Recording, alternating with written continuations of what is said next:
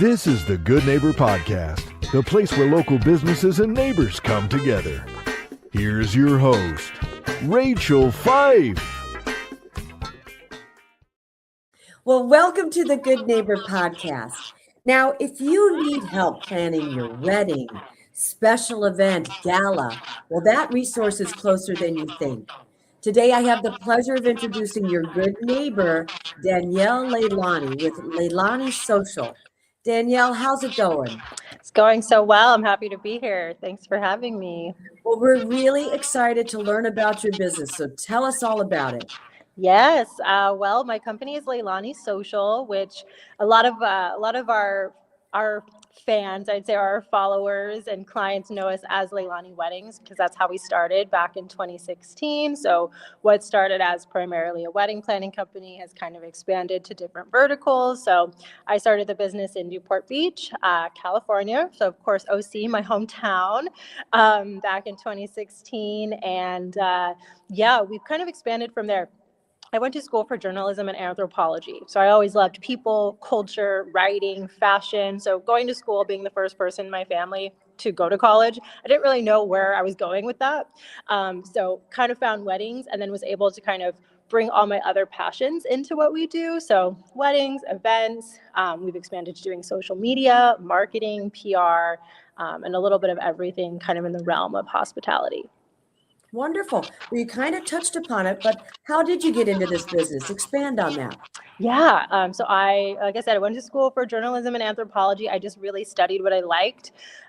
First person in my immediate family to go to college, didn't really have much guidance. So just kind of wanted to study what I liked. I knew I needed a bachelor's degree, especially back in those days. What was that, like 13 years ago, where, you go to school, you go to college, that's what you do. So picked what I wanted, what I was really just interested in without knowing what I wanted to do with it.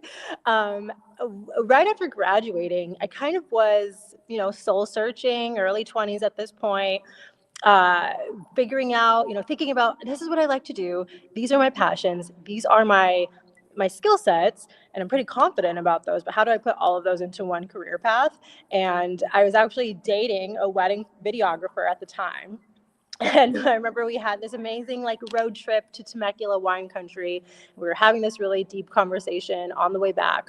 And he was like, you'd be a good wedding planner. I work with a lot of these girls, and you could probably, you can't even, what's the phrase? They can't hold a candle to you. You're bossy, you get stuff done. And I said, yes, these are all true things. And he kind of just instilled the idea within me. And I said, you know what, something just clicked. I think I might really like that. And the next day I bought a bunch of wedding magazines just to kind of get into the spirit. And then I started cold calling wedding planners, and I was looking for an internship. I basically got on the phone and said, these are my skills. This is my degree. This is what I'm good at. This is my experience. Please take a chance on me. And a planner did. And the rest is history. 2 months after that, I actually ended up finding a full-time job in the industry, which I feel really fortunate to have had. Full-time positions in this industry are kind of few and far between, especially as a planner. And so I was really lucky to kind of work under her for 2 years. We did primarily South Asian weddings. And so thrown into what I call the lion's den right out the gate, really big, lavish, expensive weddings. And so I felt really confident to go off on my own 2 years later, and then the rest is history. That's wonderful. Well, what do you think are maybe some myths or misconceptions in your industry? Oh gosh, there's so many. Weddings are one of those things. It's a very personal thing. It's a very big part of our culture. I've kind of bridged the gap and kind of just done a lot of thinking and research on how weddings are such a big part of our cultural phenomenon, and being a cultural anthropologist, at least by trade, I see a lot of parallels there. But with that comes, so much stress. I think people put a lot of pressure on themselves to kind of be performative. A wedding is not a marriage. I tell my couples that. But spending a lot of money, oftentimes spending money that they really shouldn't be spending, they don't really have. And so just the stresses that come with that, just like purchasing a new car or purchasing a house or preparing for a family, a wedding is a very expensive commitment. And so yeah, I think a lot of people, especially brides, go into it. We have Pinterest, we have Instagram, we have all bright and shiny, beautiful things online to look at. But then when push comes to shove, it's so much more expensive and so much more involved than a lot of people think out the gate. So for us as planners, we just have to educate people. And I love that aspect of my job, kind of educating brides and leading them through the process. Love that. Well, we know marketing is the heart of every business. So how are you finding your clientele? Yes. So to start, I started my business, like I said, early-ish to mid-20s. So I got very fortunate, and a lot of people were getting married that I knew. And so many people I think a lot of people knew, I was raised by a single mom, and we didn't have a car, and we would walk around Tustin. She would walk me to school. We would walk around to errands, and we were very known in our community. And so when people saw that I, was starting a business, I think people were like, wow, she really made it. And I'm just so fortunate that I had a lot of support in that way. And so a lot of support out the gate. Being in mid-20s, a lot of people I knew were getting married. And then we started getting amazing Yelp reviews. We're one of the most reviewed on Yelp. I think we have like 87 positive reviews. And the brides have just been so generous. I printed out all of our reviews at one point and put them on a collage on the wall. And there were like pages long reviews, like a full printer page of just beautiful words about how it was to work with us. And not just, they're good at their jobs, but why, which I think is really important. And it really highlights, the uniqueness of what we have to offer.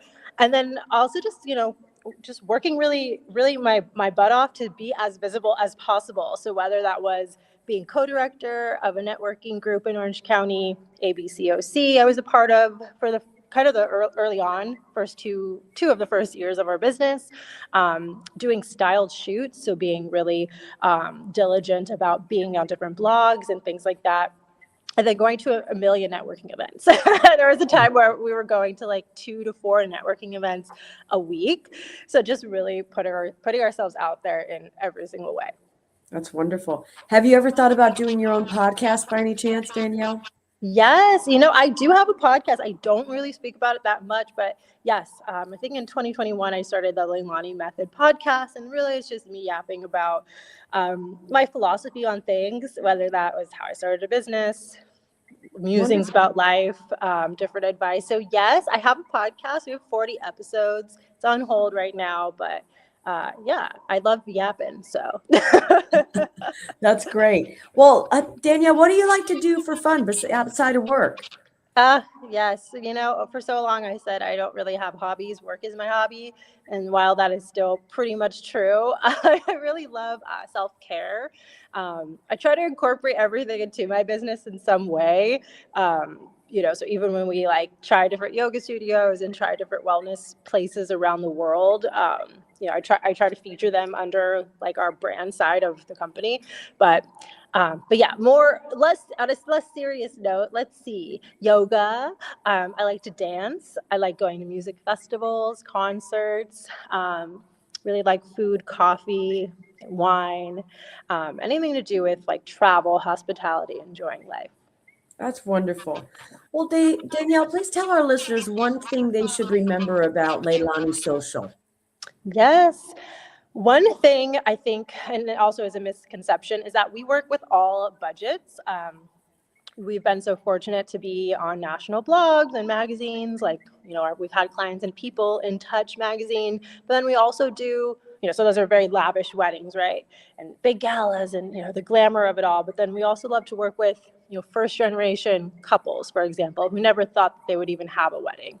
And, they come to us with a pretty modest budget and they're like, we don't even know if we can afford you. We don't know if we can even afford a wedding. And to be able to pull that off for them is really, really rewarding for us. So we say we work with every budget, and we truly do. We've done weddings that were $10,000 total budgets, and we've done weddings that were, $250,000, $500,000 total budgets. And so we really love that challenge to work with people from all walks of life. I love that. Well, how can our listeners learn more about Leilani Social? Yes, we're really big on Instagram as a millennial.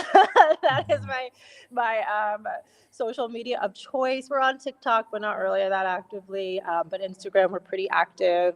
So that's Leilani Social, Leilani Social. And we're also on Pinterest. We have a pretty good monthly viewership on Pinterest. So you can check us out there as well. Well, Danielle, I really appreciate you being on the show, and I wish you and your business all the best moving forward. Thank you, Rachel. This was so fun. Thanks for having me. Thank you for listening to the Good Neighbor Podcast. To nominate your favorite local businesses to be featured on the show, go to gnporangecounty.com.